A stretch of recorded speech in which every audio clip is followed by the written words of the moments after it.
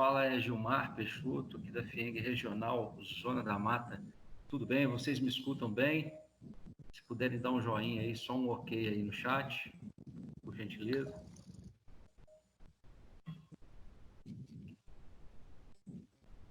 Legal, pessoal. Obrigado, estou vendo que vocês estão me ouvindo. Vocês já estão vendo aí a imagem do nosso colega e amigo Eduardo, tá bom?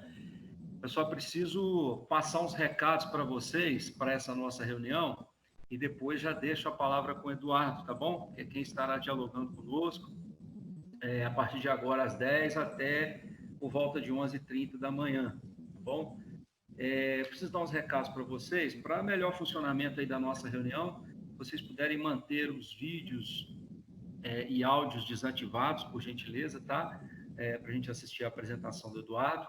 E quando vocês tiverem alguma dúvida, alguma interação que vocês desejarem fazer, vocês ativem o chat, chamem no chat, ou através dessa funcionalidadezinha aí da ferramenta, que é levantar a mão. Você levanta a mão, o Eduardo vai te dar atenção, vai ouvir a sua pergunta, vai discutir com você, e depois a gente dá continuidade. Mas eu peço novamente que no momento em que ele estiver conduzindo a reunião, a gente mantenha os nossos microfones e vídeos aí desabilitados, ok? Essa nossa reunião está sendo gravada, tá, pessoal?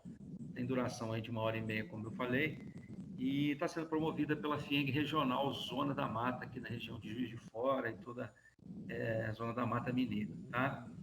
Eu aproveito para apresentar o Eduardo. O Eduardo é consultor credenciado da FIENG, para quem não o conhece ainda, tá?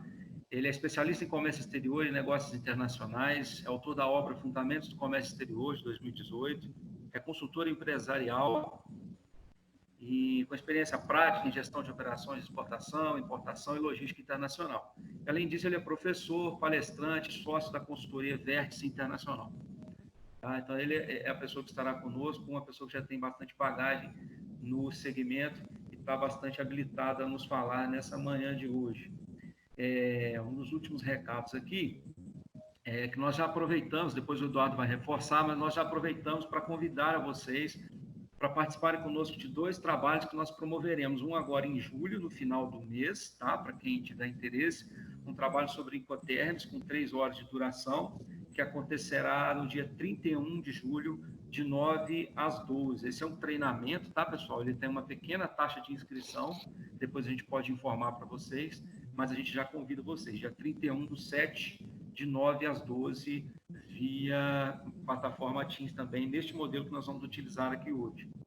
E um outro treinamento que nós faremos no dia 24, 26 e 28, aí com 8 horas de duração, tá?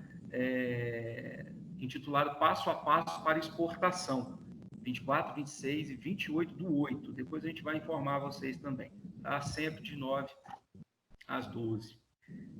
Então, a gente tem esse prazer de receber vocês aqui hoje. Eu já passo a palavra para o Eduardo e a gente vai interagindo e conversando durante esse nosso trabalho aí. Eduardo, fica à vontade. Bom dia, gente. Estão me ouvindo? Consegue confirmar aí, Gilmar?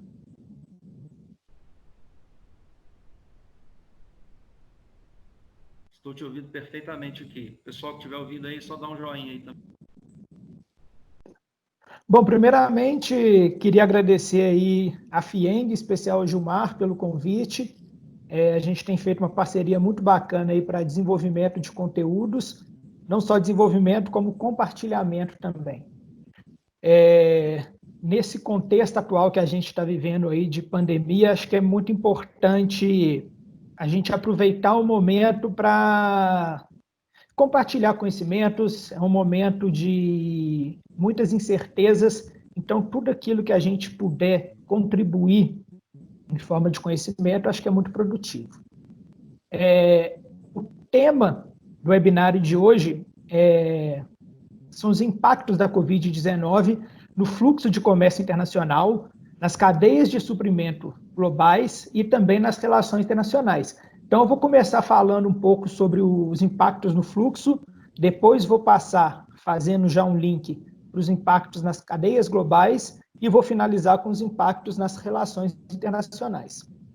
Mas antes de começar, acho interessante destacar aqui que daqui 1 ou 2 anos, com certeza, a gente vai ter dados suficientes para analisar os reais impactos causados pelo Covid. Por mais que a gente já tenha alguns dados, eu penso que o momento agora seja propício para fazer indagações diante daquilo que estamos vivendo e dos dados que a gente já possui. Né? Muitas vezes, como eu disse, o momento de crise ou momento de urgência são aqueles momentos mais propícios para a gente identificar falhas no processo e possibilidades de melhoria. Isso acontece em todos os âmbitos, dentro de casa, dentro de uma empresa, dentro de um órgão público e até mesmo dentro de um país, como a gente de fato tem visto. O que evidencia aí que as tomadas de decisão em todos os processos não são tão simples. Então, para começar, alguns números. A ONU prevê uma queda aí de 27% no comércio internacional entre abril e junho de 2020. Então, é 1/4 a menos que o mundo vai comercializar nesse período em relação ao que comercializou em 2019. Somente em abril, para você ter ideia, o volume global de importações e exportações caiu 12% na comparação com março. E essa foi a maior queda desde 2000, que foi o ano que a ONU começou a fazer o levantamento mundial dos volumes de importação e exportação, o que demonstra aí que o comércio de fato despencou.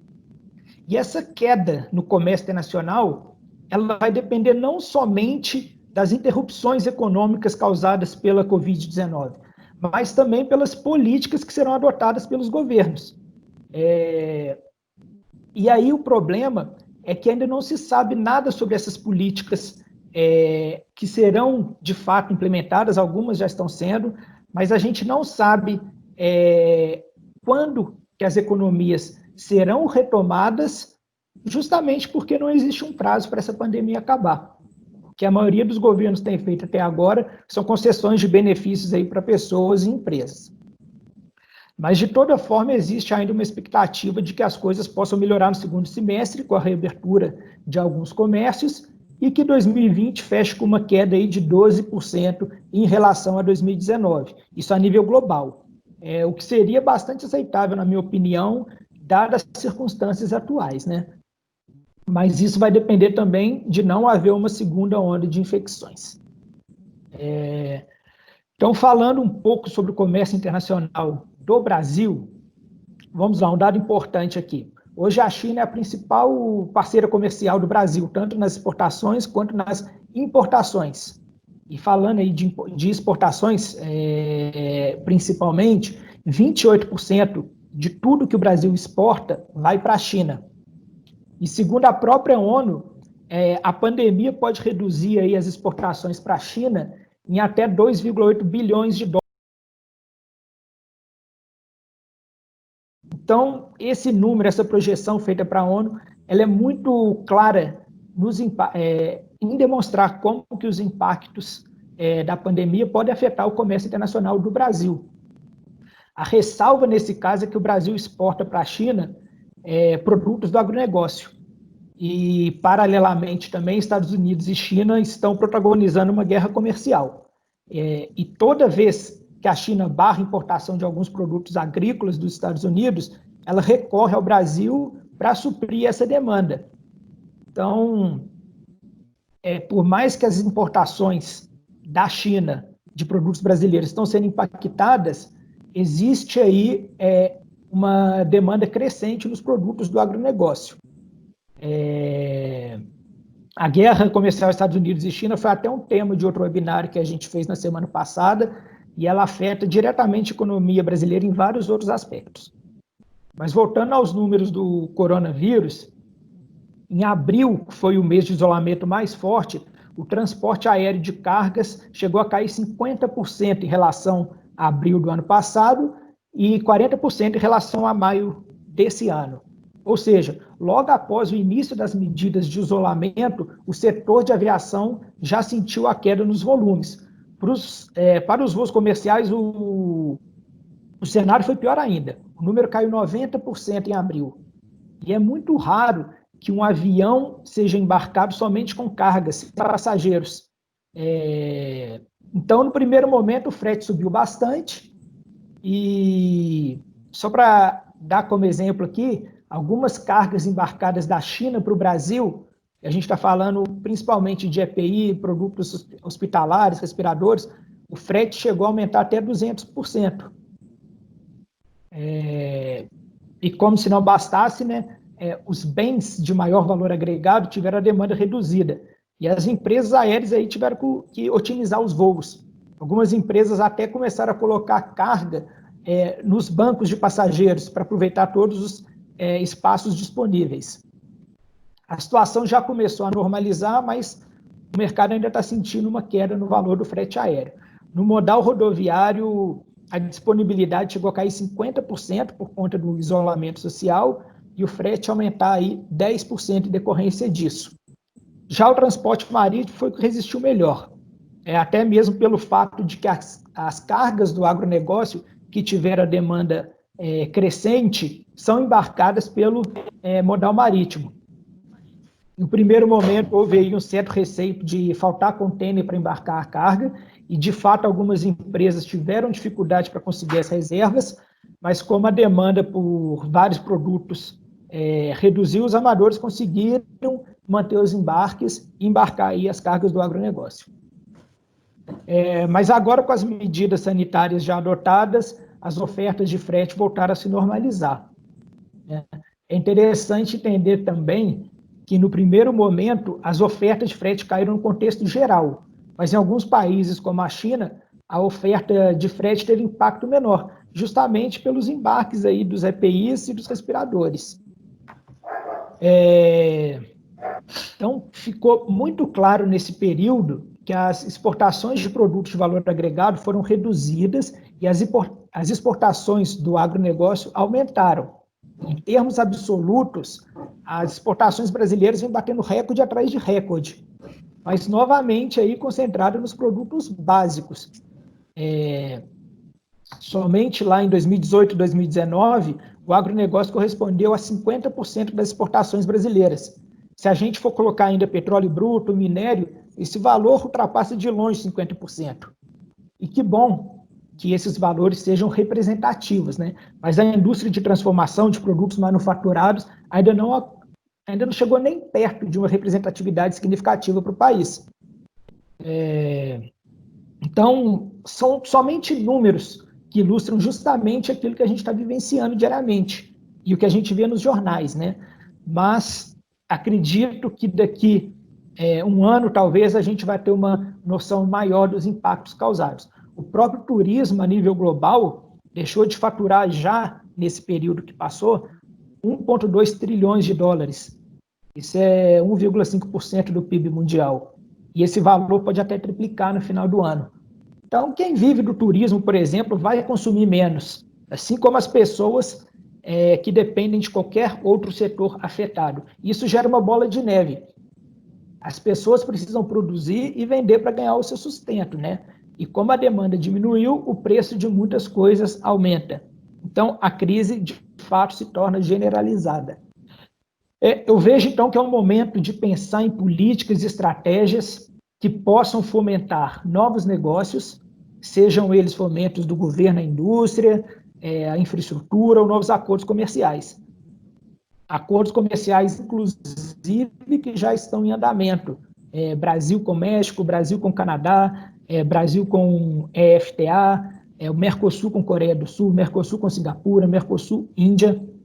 Mas é momento de acelerar as negociações que estão sendo barradas pela pandemia, visto que os governos estão concentrando esforços em outros assuntos, mas também momento de pensar em projetos de infraestrutura para o Brasil.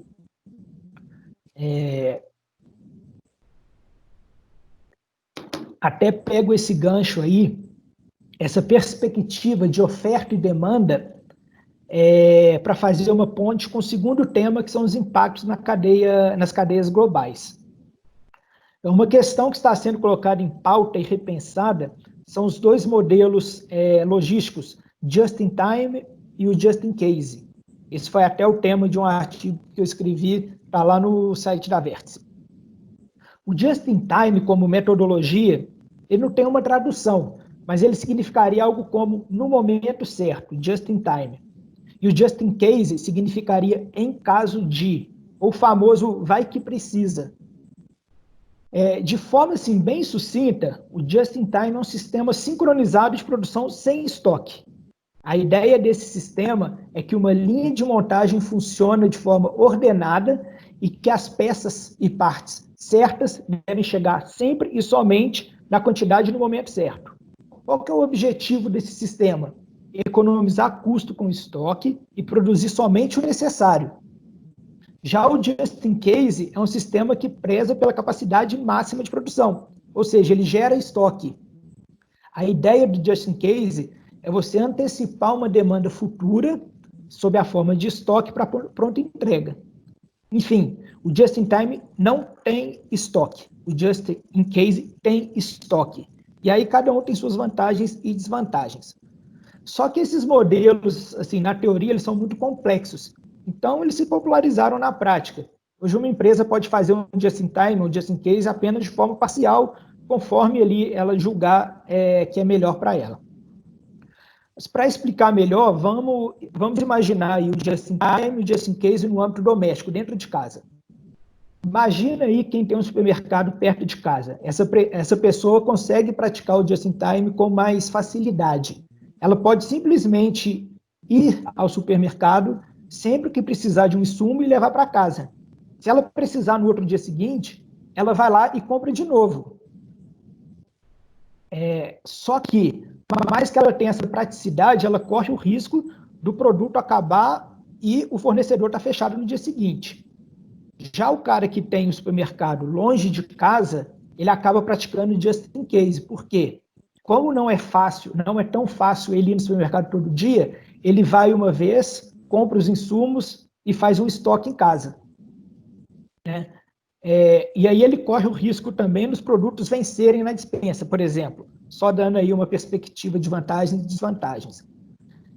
Então, quem tem fornecedor perto, e aí a gente já pode falar de empresas, consegue praticar o Just-in-Time.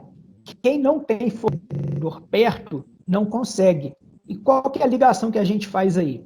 Quando a engrenagem do comércio internacional está funcionando certinho, é mais tranquilo você trabalhar com Just-in-Time. Mas e aí, se der algum problema e meus fornecedores começarem a atrasar as entregas?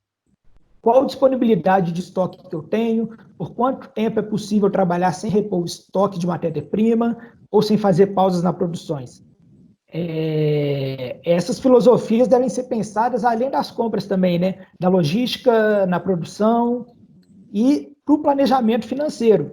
Então, se minha empresa está lá optando por não fazer estoque, por trabalhar com estoque mínimo, porque eu tenho a possibilidade de comprar no momento que eu quiser, eu consigo calcular o transit time certinho para o produto chegar na minha produção e depois sair para o cliente final. Nessa situação, a gente consegue. Mas, por exemplo, aí, o exemplo claro que a gente está vivendo, veio a pandemia e afetou toda a cadeia de distribuição. E aí, seria melhor que eu mantivesse um estoque para conseguir suprir a demanda, uma vez que a oferta lá dos meus insumos foi afetada?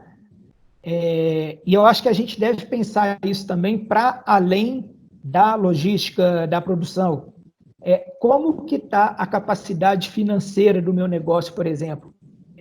Se houver algum tipo de pausa na produção, se houver algum tipo de pausa nas minhas compras, eu consigo, nas minhas vendas, eu consigo ter caixa suficiente para a minha empresa por quanto tempo? Eu consigo trabalhar com o meu capital próprio, eu vou ter que trabalhar com capital de terceiros, eu conheço a opção de capital de terceiros que eu posso trabalhar. Então, eu acho que é um momento ideal para se pensar algumas coisas nesse sentido. Em qualquer momento, não só na pandemia, a engrenagem pode falhar. E eu tenho o plano B para resolver isso. E aí a gente já entra no segundo tema, né, que são os impactos nas cadeias globais. Eu comentei sobre o aumento da demanda por produtos do agronegócio, mas ao mesmo tempo em que o país ganhou oportunidades para aumentar essas vendas, ele esbarrou novamente na falta de infraestrutura para escoamento desses produtos. A falta de estrutura em alguns portos brasileiros faz com que o escoamento de produtos se concentre sempre nos mesmos portos, o que gera acúmulo de cargas e atraso no carregamento. Às vezes, uma empresa que produz algum produto não consegue embarcar o produto pelo porto mais próximo, e ela tem custos de frete mais caros para enviar para um porto mais distante, mas também as outras empresas estão todas enviando para esse porto mais distante. Então, isso onera o preço, os custos do produto, né? E não é só isso, a falta de integração de ferrovias e rodovias também acaba atrasando a entrega das cargas nos portos. Além disso, a grande demanda por fretes rodoviários até o porto gerou uma alta no frete de mais ou menos 10%, e para um produto de valor agregado isso representa muito, né? E nesse contexto, a conclusão é que o momento que o Brasil poderia elevar os seus ganhos com as exportações, que seja do agronegócio, porque é um ótimo negócio para o Brasil acaba perdendo a chance de otimizar as vendas. A margem de lucro que poderia saltar, ter uma alta muito grande, ela acaba servindo para compensar os custos extras acarretados aí pela falta de infraestrutura. E como se não bastasse, o pequeno produtor ainda é refém das grandes cooperativas exportadoras. Então, no meu ponto de vista, quando a gente fala que o agronegócio está tendo ganhos com a exportação, essa é uma melhora relativa e pontual. Enquanto não houver uma infraestrutura adequada no país, não vai haver uma melhora substancial dos resultados. Mas isso não foi só com o Brasil também, não. Os países aí com infraestrutura mais adequada também sofreram consequências. Foi o caso da própria China e dos Estados Unidos, são as duas maiores economias mundiais. Eu peguei aqui alguns dados do FMI que ilustram muito bem como as cadeias foram afetadas.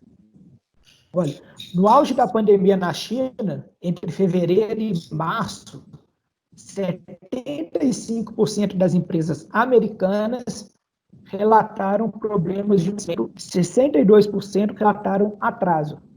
E o mais assustador, na minha opinião, é que 44% não tinham plano alternativo.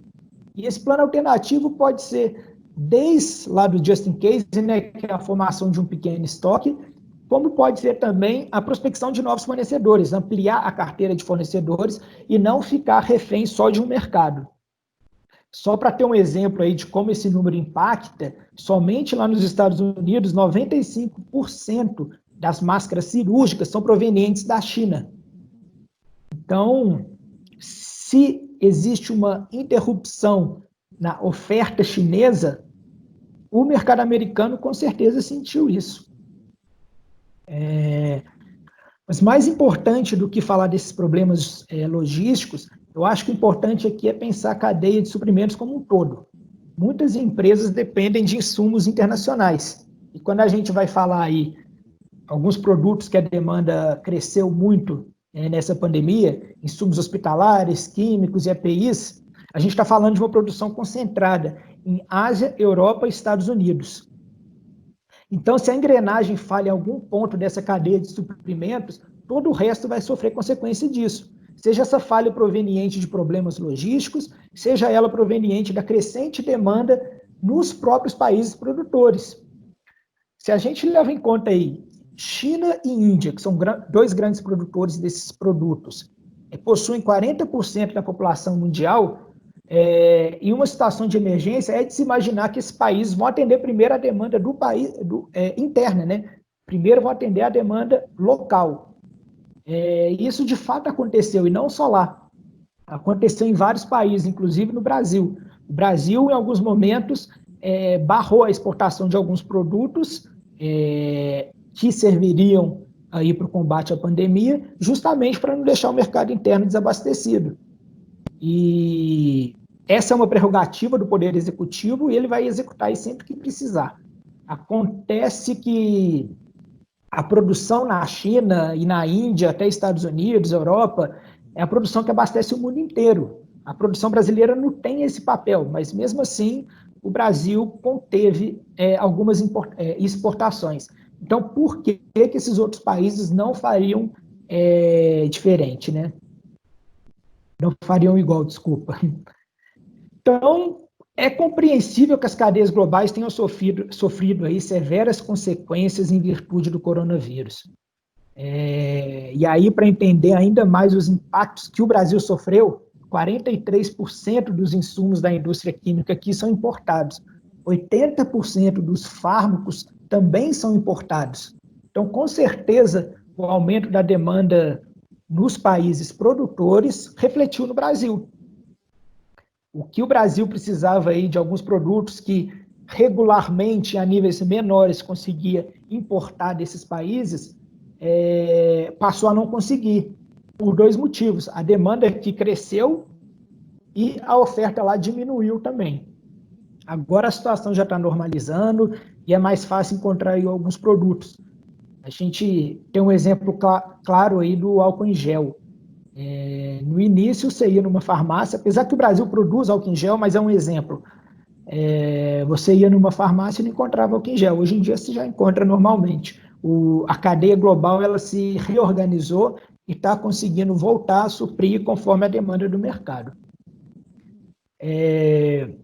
O que acontece é que não somente oferta e demanda pelos produtos é afetada, mas também toda a logística de distribuição daquilo que ainda se tem oferta. Por mais que estamos falando aqui de impactos no comércio internacional e nas cadeias globais.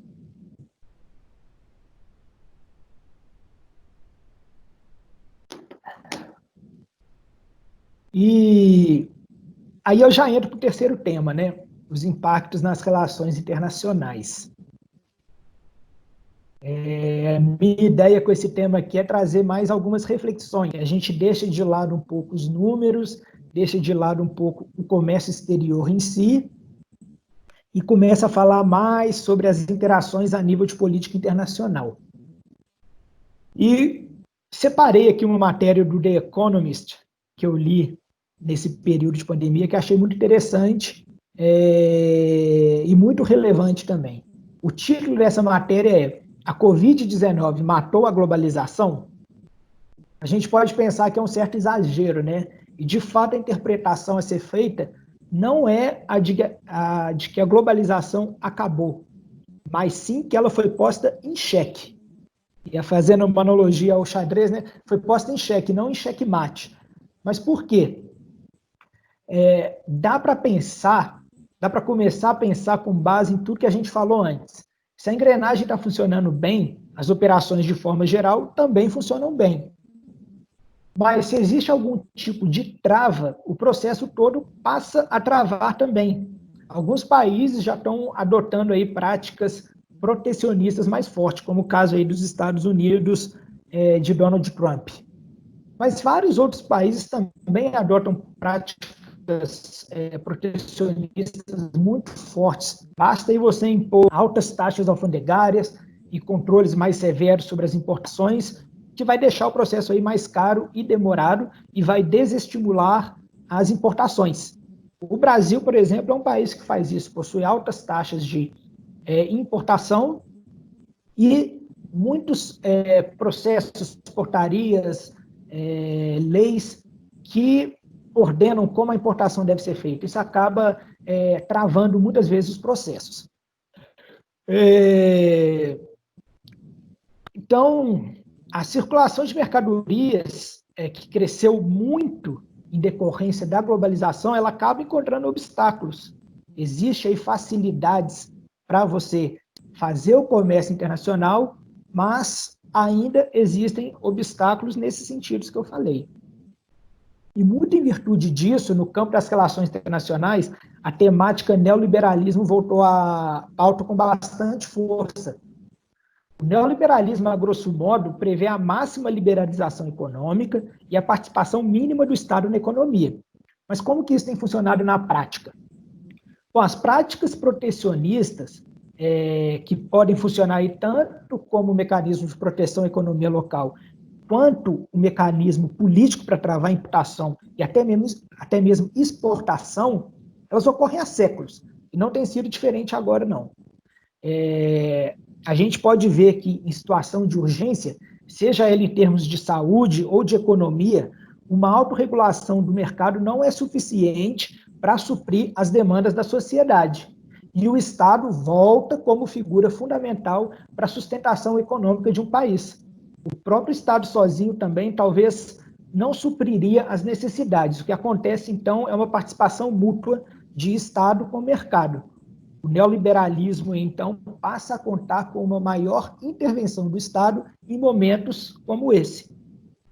E, frente a isso, muitos países já estão questionando e avaliando a possibilidade de investir na indústria local ou na possibilidade de trazer de volta para casa as indústrias que estão em outros países, oferecendo benefícios fiscais, por exemplo.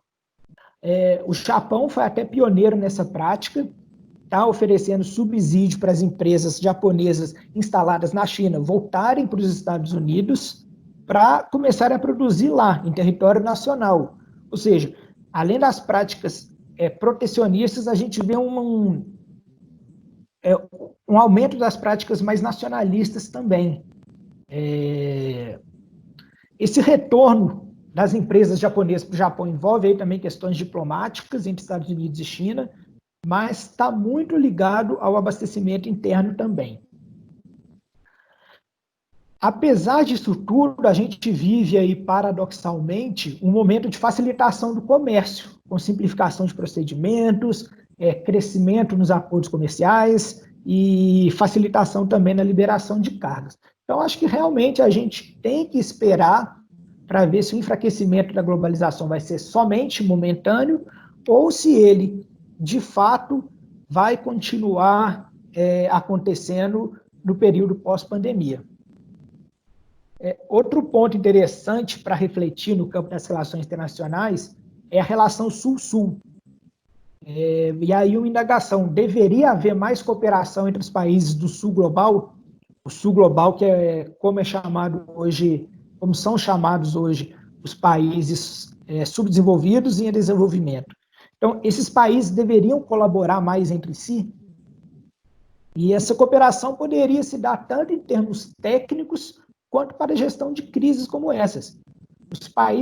Os países desenvolvidos, por exemplo, além de terem condições financeiras melhores para enfrentar essas crises, eles possuem também mais facilidade de integração econômica entre eles. Então, é muito mais fácil você exportar e fazer negócio entre os países desenvolvidos do que entre um país desenvolvido e um subdesenvolvido.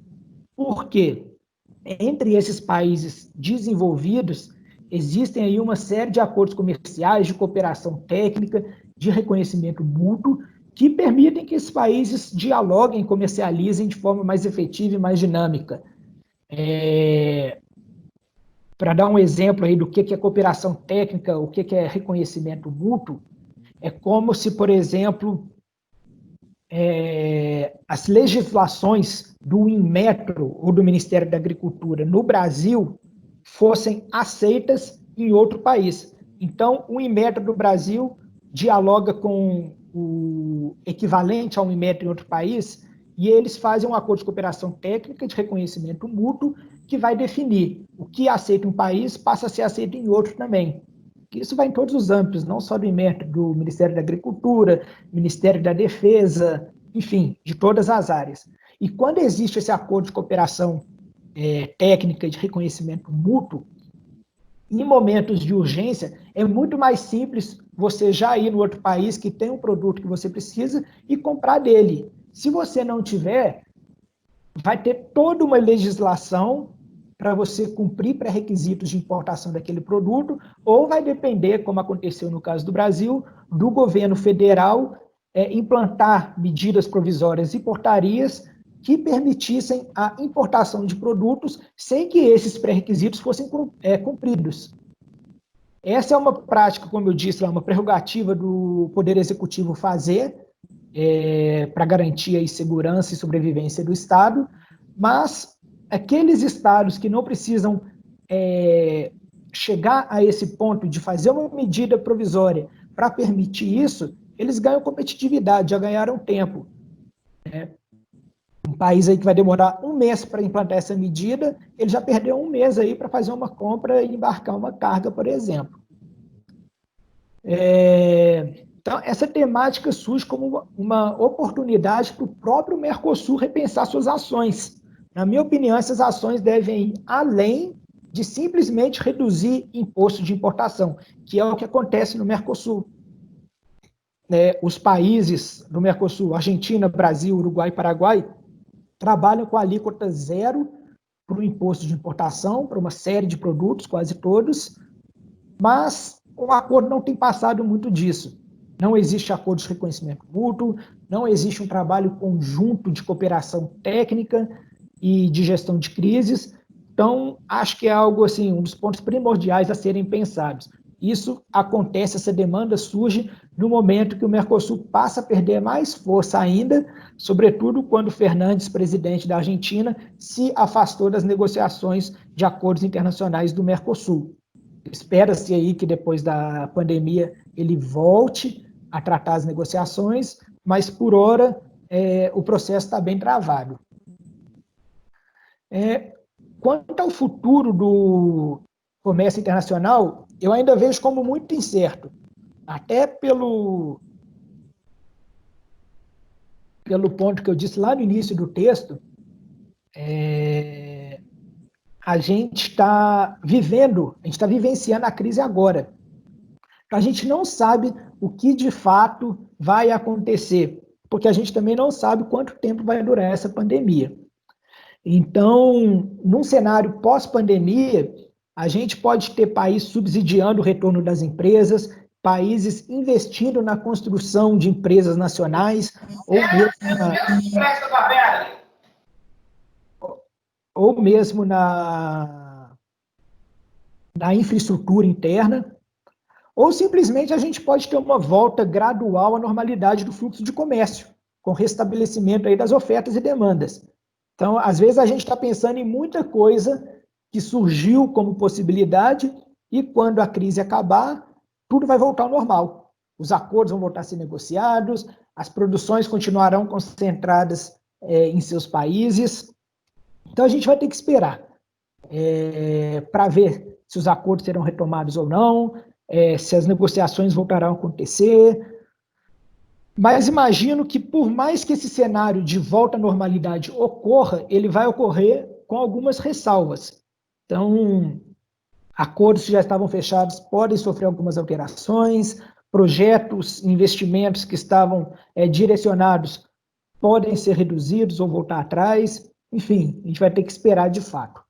Eu queria que, já até para finalizar a minha fala, destacar 2 pontos interessantes.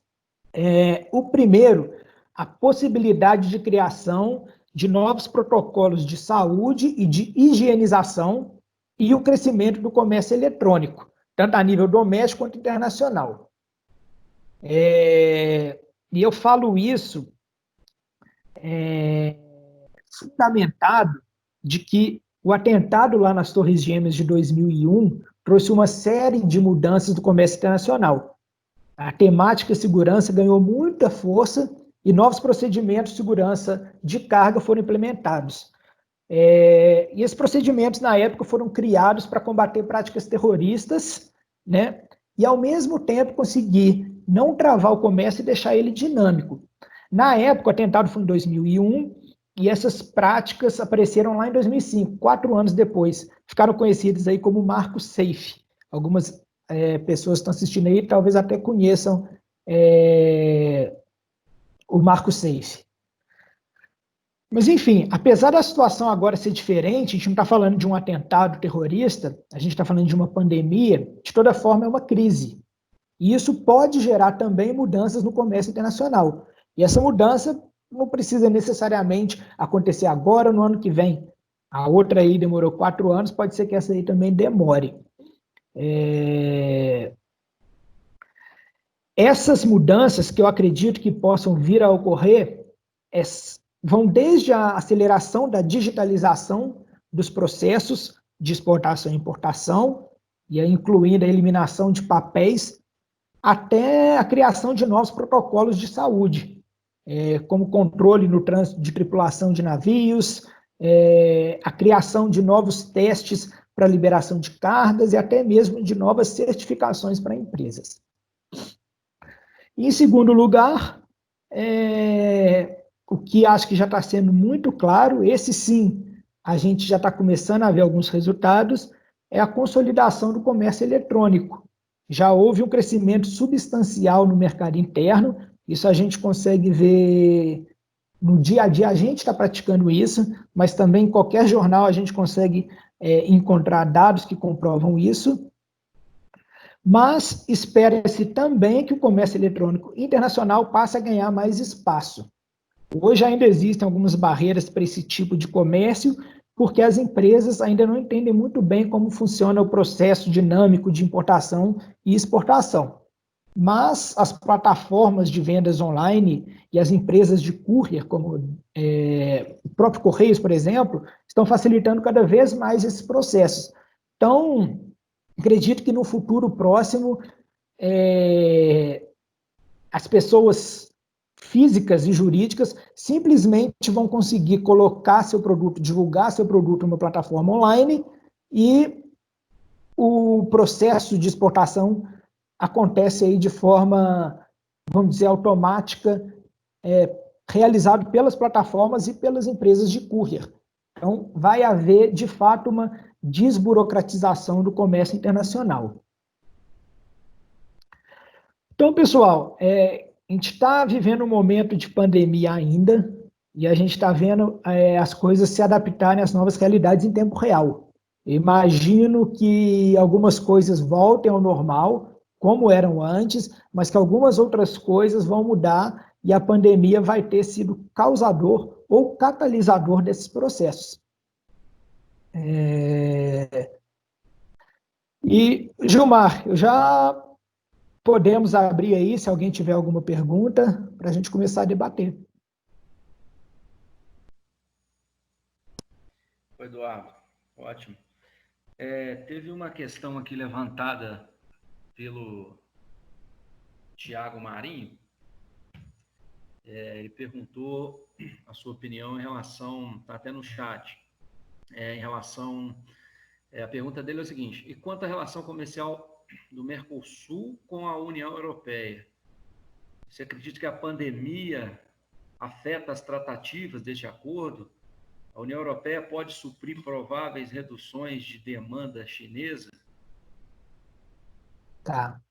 E Obrigado. Deixando para o pessoal, se alguém tiver outras questões, dúvidas, pode abrir o microfone aí neste momento, a partir desse momento, né, para bater um papo aí com o Eduardo, ok? Beleza.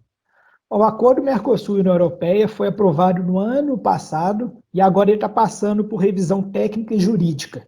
Feito isso, ele vai ser assinado, vai ser transcrito para todos os idiomas dos países do Mercosul, no caso aqui português e espanhol, e todos dos países da União Europeia, e depois ele vai para aprovação no Parlamento Europeu, e aqui no Brasil ele vai para o Congresso, depois Senado, e depois para a sanção presidencial. O acordo internacional, esse nível de acordo internacional, aqui no Congresso ele não pode ser alterado. Ele pode ser aprovado ou reprovado somente. O Congresso não consegue fazer alterações como faz aí em um projeto de lei ou uma PEC. E, bom, sendo aprovado pelo Congresso, vai para o Senado, depois para o presidente. Esse processo todo demora, em média, 2 anos. Isso aí foi um levantamento até da CNI, pegando os últimos acordos comerciais feitos pelo país. E, na minha visão, a pandemia pode, de fato, atrasar esse prazo. Nesse meio tempo, os países dos 2 blocos estão passando aí por novas eleições, e novos políticos podem entrar no parlamento, nos congressos, até no poder executivo, e podem ter visões diferentes sobre esse acordo. Em alguns países da Europa, como Holanda e França principalmente, os partidos ambientalistas ou partidos verdes estão ganhando muita força e exigindo garantias do Mercosul quanto à preservação da Amazônia, por exemplo. Muitas vezes a gente pode estar falando aí de um jogo simplesmente político, mas são partidos que fazem volume nos votos para aprovação. Então, acredito que sim, o processo pode ser impactado. Quanto ao suprimento de produtos, acredito que não vai mudar. A própria União Europeia está negociando um acordo de livre comércio com a China, fechou no ano passado um acordo de livre comércio com o Vietnã.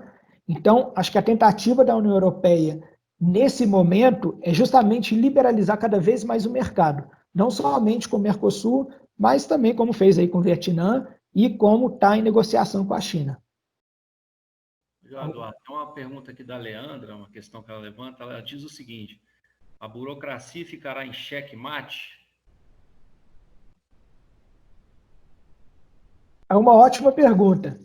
Eu acho que a burocracia ainda vai continuar existindo, sobretudo se houver a criação aí de novos protocolos de saúde e de segurança da carga. Então, vai existir uma espécie de burocracia, mas uma burocracia diferente. A tendência é que o comércio internacional seja sempre facilitado. E a gente vê isso, o exemplo mais claro, com o projeto Porto Sem Papel. Começou lá atrás, hoje em dia ele virou, por exemplo, nos processos de exportação a DU e no processo de exportação a do INPE. Hoje você não precisa mais de tanto papel para liberar uma carga como precisava antigamente. Existe um portal único do comércio exterior que integra todos os players do comércio exterior, todos os órgãos anuentes, e que lá você concentra informação, em vez de fazer tudo no respectivo site de cada interveniente, como era feito antigamente. Então, o comércio está, de fato, desburocratizando, mas eu acho que a burocracia sempre vai existir, até mesmo porque a ideia de burocracia não é atraso, não é onerar, não é atrapalhar o processo. A ideia de burocracia foi criada justamente para trazer segurança. Então, a burocracia ela existe, na teoria, para que o processo seja dividido em etapas, analisado por diferentes pessoas ou diferentes órgãos, para que não exista corrupção, para que não exista que o processo não seja desvirtuado. O que na prática a gente não vê acontecendo muito bem, mas eu acho que está caminhando para melhoria nesse sentido, da burocracia virar algo bom e não algo ruim como é visto hoje. Legal, Eduardo. Tem outra pergunta aqui agora da Rafaela. Ela pergunta o seguinte: é mais fácil existirem tratativas para a alteração das tarifas tributárias de importação ou exportação? Com certeza de exportação. Hoje, todos os países seguem as práticas mundiais de desoneração à exportação. O Brasil, por exemplo, possui alíquota zero do imposto de exportação. É um imposto que existe, quase ninguém conhece, porque ele é sempre mantido ali na alíquota zero. Mas, além dele, aqui, por exemplo, no Brasil, a gente tem ICMS zerado para exportação, IPI zerado para exportação, todos os impostos são zerados para exportação. Não só do produto, na nota fiscal do produto, mas também no frete, por exemplo. Não existe incidência desses impostos. Isso é uma prática mundial adotada aí por quase todos os países para fomentar justamente as exportações e fazer com que o país tenha um ganho, um superávit comercial. Deixa. Em relação às importações, a prática normal, de fato, é de criação de barreiras, de protecionismo, para que haja o... Deixa eu mudar. Pessoal, tem alguém com áudio aberto aí? Se puder fechar, por gentileza. Obrigado. Nas importações, a tendência é que, de fato, exista, no mínimo, um pouco de prática protecionista. Essa prática, na teoria, ela serviria para fomentar a indústria nacional. Então, uma indústria, por exemplo, que vende um produto lá da China, de manufaturados eletrônicos, ela conseguiria, sem imposto, entrar aqui com um preço muito mais competitivo do que o preço praticado por uma indústria instalada no Brasil, uma indústria brasileira. E para que essa indústria brasileira consiga prosperar, ganhar competitividade no mercado, as importações desses países são taxadas. Só que, ainda volto naquele ponto que eu falei, aí entra em questões de infraestrutura, tanto logísticas quanto do sistema tributário, para que as indústrias do mercado doméstico consigam, de fato, ganhos de competitividade. Porque o que acontece hoje é simplesmente uma mera taxação do mercado e uma alta taxação também do produto no mercado interno. Então, deveria haver um consenso para que, ao mesmo tempo que existam as tarifas de importação, exista também algum mecanismo de apoio, de fomento fiscal para as empresas aqui no mercado interno. Então, é normal que as exportações sejam fomentadas, não haja incidência de imposto e que as importações, sim, tenham incidência de imposto muito altas. Ótimo. Tem uma pergunta aqui do Otávio. Pergunta o seguinte: sobre o comércio exterior de serviços através de suporte tecnológico e desenvolvimento de produtos no mercado interno, quais as perspectivas, ao seu ver, no pós-pandemia? Comércio de serviços e suporte, através de suporte tecnológico. Isso. Tá. Esse é um mercado que já está em grande expansão. Se a gente for comparar crescimento, não volume total, mas crescimento, o comércio de serviços vem tendo um crescimento mais exponencial do que o comércio de mercadorias. Comércio de mercadorias até mesmo porque ele já está bastante consolidado. Mas o mercado de serviços, e aí inclui suportes também, por exemplo, para serviços de informática, é um comércio que está em grande crescimento. Imagino que assim continuará. Então, a nível de comércio internacional de serviços, a gente está falando desde serviços realizados como venda e transferência de tecnologia, e aí a gente fala muito de software, mas também a gente está falando de prestação de serviços de consultoria, prestação de serviços de construção civil, de advocacia. Então, é um mercado que está, de fato, crescendo muito. A perspectiva é que, com o advento da globalização, se ela não sofrer as consequências dessa pandemia, esse mercado continue em crescimento. Então, hoje é muito mais simples empresas de todos os países participarem de processos que vão desde processos de licitação de governos, vai ter um acordo que o Brasil falou que vai fazer parte agora, né? Permitir que empresas internacionais participem de licitação no Brasil e que empresas brasileiras participem de licitação no exterior. Então, eu acho que está tudo caminhando para que esse mercado de prestação de serviços a nível mundial cresça bastante, continue crescendo bastante e se torne aí uma prática comum. Ok, pessoal, eu vou ler aqui a pergunta do Cristiano. E a partir da pergunta do nosso amigo André Zucchi, inclusive o André Zucchi, se for possível abrir o microfone e interagir diretamente com o Eduardo, a partir dessa pergunta a gente agradece. Vou ler a pergunta aqui do Cristiano. O novo conflito geopolítico envolvendo Hong Kong, Reino Unido e China pode impactar o comércio internacional? Você acredita que o Brasil pode ser beneficiado? Esse conflito está até diretamente ligado à guerra comercial Estados Unidos e China. Estados Unidos e China são as duas maiores economias do mundo. Juntas, elas representam aí quase metade do PIB global. Então, qualquer conflito que envolva esses países afeta diretamente não só no comércio do Brasil, mas no comércio internacional como um todo.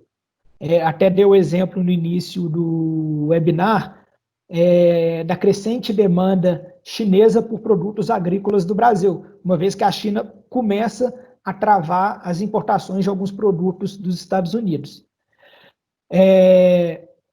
As negociações entre Estados Unidos e China estavam caminhando bem, os dois países assinaram a fase 1 do acordo comercial e estava tudo bem encaminhado para a assinatura da fase 2.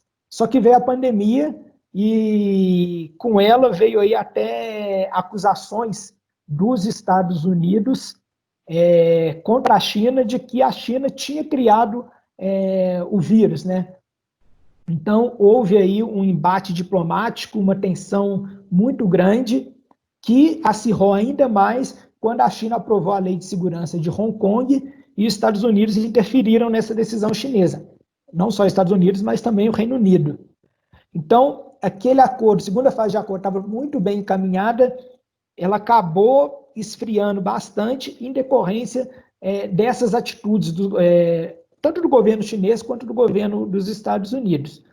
Então, eu vejo que nesse momento pode sim impactar na economia brasileira, de fato que a demanda chinesa por produtos, principalmente agrícolas, do Brasil continue crescente, mas um eventual acordo comercial realizado entre as partes pode impactar negativamente, porque esse acordo comercial Estados Unidos e China inclui que, caso ele seja fechado, né, inclui que a China compre uma série de produtos agrícolas dos Estados Unidos. São hoje os maiores exportadores agrícolas mundiais. Como eu disse, a gente deixa vocês à vontade. Eu convido aí primeiro o André Zucchi, a Rafaela, o Marcelo Alfaro. Se quiserem abrir os microfones aí para interagir, a gente agradece. Obrigado.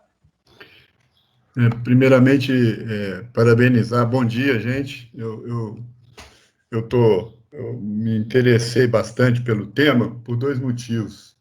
Primeiro motivo que eu sou professor e nas faculdades locais aqui, e acabo que tenho ministrado nos últimos 2 anos a cadeira de comércio exterior. Tem me interessado bastante, principalmente na parte de economia internacional. Sou economista de formação. Parabenizar o professor aí pelas explicações, é um tema muito importante, né? Um tema que realmente precisa ser definido, se vamos caminhar para um protecionismo ou se o mundo vai continuar se tornando global, né? Uma questão que a gente não vai ser definida agora, como o professor mesmo disse. Mas tem um outro assunto que me interessa, e aí a pergunta talvez possa ser para o professor, mas também está aberta aí a todo mundo, porque é a FIENG Juiz de Fora. Eu já tive tive um tempo atrás trabalhando e tive bastante relacionamento institucional com a FIENG. Existe em Juiz de Fora uma estrutura de comércio exterior, né? Existe um porto seco, professor. O senhor conhece bem a realidade aqui, eu não sei. Existe um porto seco que está aqui há muitos anos, oriundo de um processo da implantação da Mercedes-Benz aqui em Juiz de Fora, e ele está por aqui.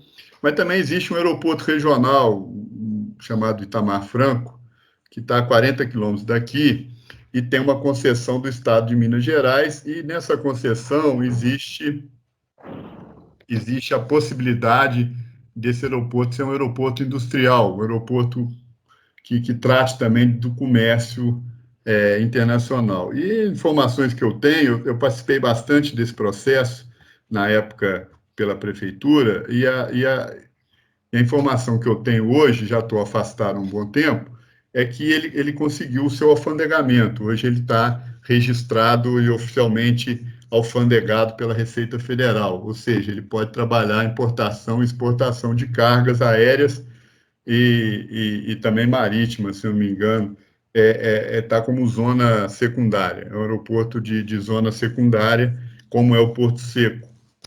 Então, eu estou abrindo a pergunta aqui para discussão, primeiro da importância disso, e segundo, se a FIENG e o pessoal aqui da cidade, que está ligado ao comércio exterior, tem acompanhado esse processo, que vai gerar talvez uma certa concorrência, uma facilitação aí para os negócios das empresas da região, da Zona da Mata, principalmente, onde a FIENG tem todo uma influência, uma concorrência e talvez uma redução de custo, uma facilitação aí para quem queira exportar. E queria saber se realmente O pessoal da FIENG está acompanhando esse processo, eu já estou afastado, mas seria importante, se não está, o pessoal que está ligado à exportação tentar fazer alguns contatos e tentar se aproximar, porque isso também pode ser um canal facilitador no momento das empresas que queiram exportar. Então, eu deixo a pergunta aí aberta para vocês e se alguém tiver alguma informação adicional, aí seria bom colocar na conversa aí, porque é um canal para as empresas da exportação. Ok? Beleza.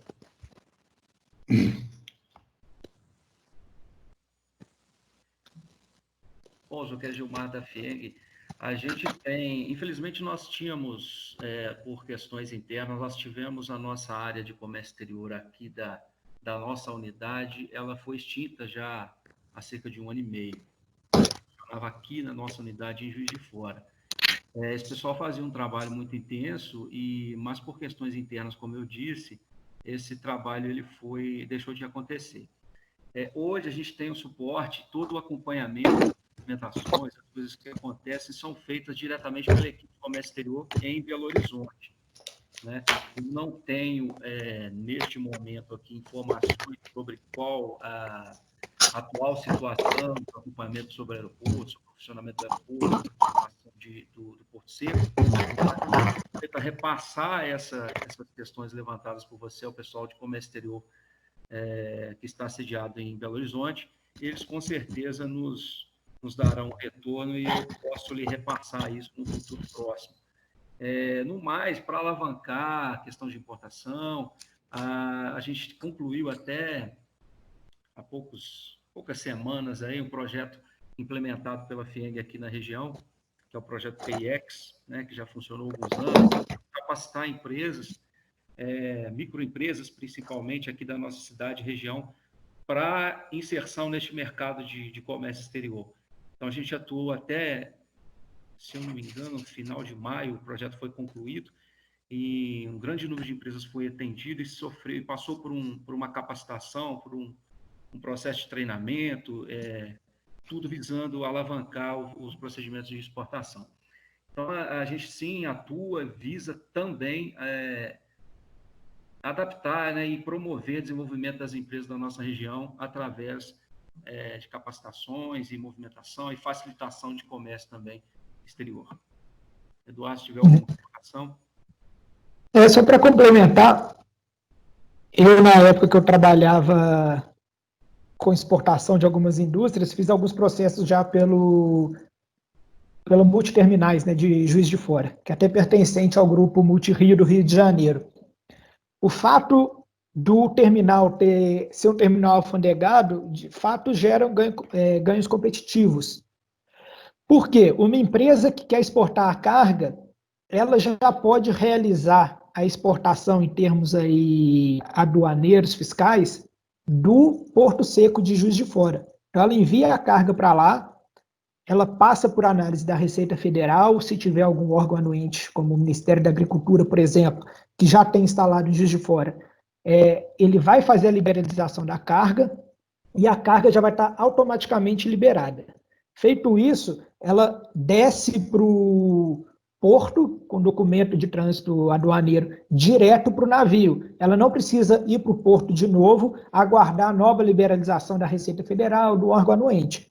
Então, uma empresa instalada aí na região da Zona da Mata, por exemplo, ela ganha de competitividade nesse sentido. Ela tem o recinto alfandegado próximo, que ela consegue negociar tarifas de armazenagem, enviar a carga dela para lá e despachar a carga de lá direto para o navio. Muitas vezes, esses recintos alfandegados conseguem oferecer, sobretudo para quem tem um grande volume de carga, condições melhores do que os próprios portos.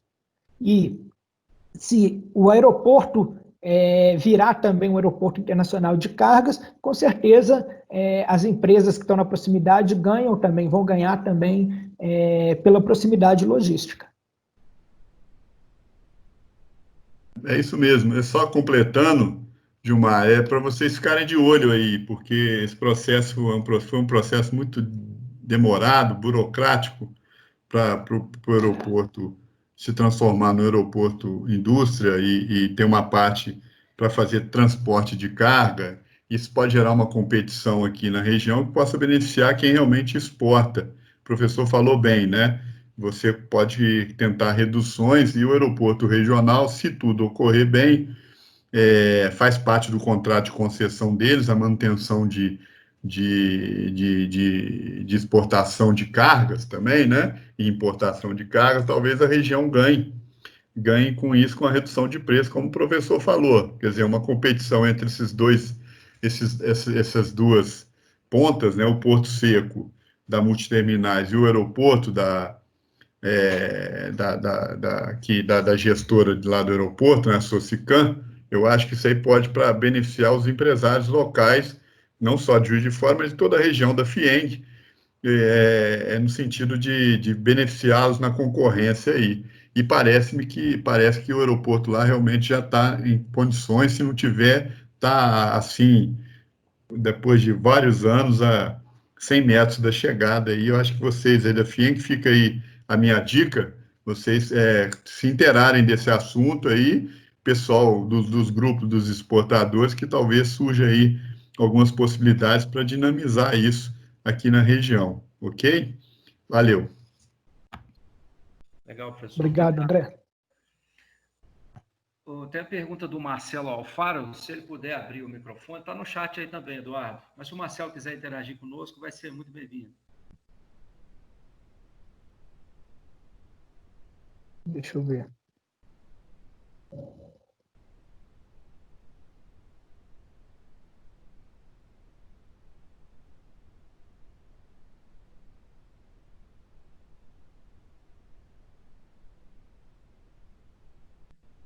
Se você quiser, eu posso ler aqui, Eduardo. Eu quero, por favor. Vamos lá, Marcelo. Se os partidos que têm um apelo ambiental mais forte estão crescendo na Europa e o Brasil tem tentado afrouxar as leis ambientais internamente, qual o impacto que isso pode trazer para as nossas relações comerciais dentro do próprio Mercosul e também com a União Europeia? Tá. De fato, os partidos ambientais estão ganhando muita força na Europa, e aí, como eu disse, sobretudo Holanda e França, mas também alguns da Irlanda, por exemplo. Mas esses países também são grandes produtores agrícolas regionais. Então, França e Irlanda, por exemplo, conseguem abastecer o mercado da União Europeia com seus produtos agrícolas. Então, por mais que o Brasil esteja, de fato, afrouxando algumas leis, o que deve ser revisto, claro, existe um jogo político desses países na Europa para, de alguma forma, criar alguma barreira, né, para esse acordo ocorrer. E isso vem da bancada agrária, apoiando aí a bancada dos ambientalistas para barrar esse acordo. Então, o Mercosul, aí eu volto no tema que eu tinha falado, né, que deve existir uma integração entre os países do Mercosul mais estratégica, que saia só aí do campo da redução dos impostos de importação, porque é de fato necessário que haja diálogo entre os países do Mercosul para que medidas sejam tomadas sobre esse tema. A Argentina agora, por exemplo, fez o contrário disso, se afastou, aí por vários outros motivos, mas se afastou. E no momento em que os países do Mercosul deveriam se reunir e criar um plano para que a mata amazônica do Brasil, né, entre os países do Mercosul, a floresta amazônica está no Brasil, para que haja um combate mais efetivo do desmatamento e que as regras políticas ambientais não sofram esse desafrouxamento como tem ocorrido. Imagino que vai ser muito forte esse impacto, essa influência, né, dos partidos ambientalistas e da bancada da agricultura na Europa para barrar de alguma forma esse acordo comercial, mas, por outro lado, a Alemanha, que é a maior interessada no acordo Mercosul-União Europeia, acabou de assumir a presidência da União Europeia por mais 6 meses. Então, talvez seja um momento aí de muita negociação, de tomadas de decisões, uma liberação aqui, outra liberação ali, concessões, para que o acordo aconteça. Mas eu acredito que a política ambientalista, não só dos partidos ambientalistas da Europa, já é algo muito mais bem difundido na Europa do que no Brasil. Por mais que o Brasil seja exemplo mundial de políticas de combate ao desmatamento, por exemplo, o Brasil agora está seguindo o caminho inverso do que foi criado durante muitos anos, em alguns sentidos, lógico, não vou entrar em detalhes, não. Mas, com certeza, esse é um tema que pode impactar diretamente no fechamento ou não desse acordo comercial.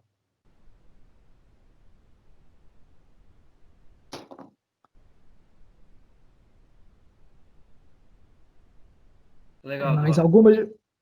Mais alguém tem alguma outra questão, alguma outra colocação que queira digitar aí para nós, perguntar via áudio?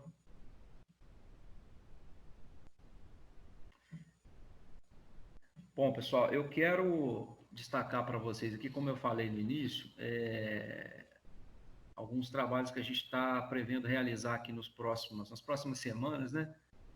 Dia 31/7, 2 trabalhos bem técnicos, né, que eu gostaria de divulgar para vocês aqui, que serão feitos também através do Teams, mas são trabalhos maiores, mais profundos. Um acontecerá no dia 31/7, de 9 às 12, tá? Um treinamento com 3 horas sobre Incoterms 2020. E o segundo é um treinamento sobre passo a passo para a exportação. Nós temos a intenção de promover em 24, 26 e 28/8. Depois nós vamos mandar isso para vocês também, mas já fica aqui o convite, tá? Treinamento de 8 horas, esse segundo. Já fica aqui o convite para vocês. E, no mais, eu quero agradecer a todos vocês pela participação, tá? Muito obrigado. E a gente acompanha o site, Instagram da FIENG, que vocês vão encontrar muitas informações interessantes, principalmente nesse momento difícil que a gente está vivendo, e as contribuições que a FIENG tem dado em todos os âmbitos aí para podermos superar juntos esse momento aí, tá bom? Eduardo, fica à vontade, por favor. Muito obrigado a todos. Eu queria agradecer também a todos que disponibilizaram aí uma parte da manhã, né? O tempo está corrido para todo mundo, mas muito obrigado por participarem. Acho que a promoção de eventos desse tipo, que já era uma tendência, vai se tornar ainda mais uma tendência, e ela vem forte pela praticidade de você poder assistir a um seminário, uma palestra, estando em casa. Gostaria de agradecer a FIENG e a todos os participantes. Muito obrigado. Em breve a gente vai proporcionar mais conteúdos, fora até mesmo os que o Gilmar mencionou dos cursos. A ideia é que a gente sempre esteja compartilhando conhecimento com vocês. Muito obrigado.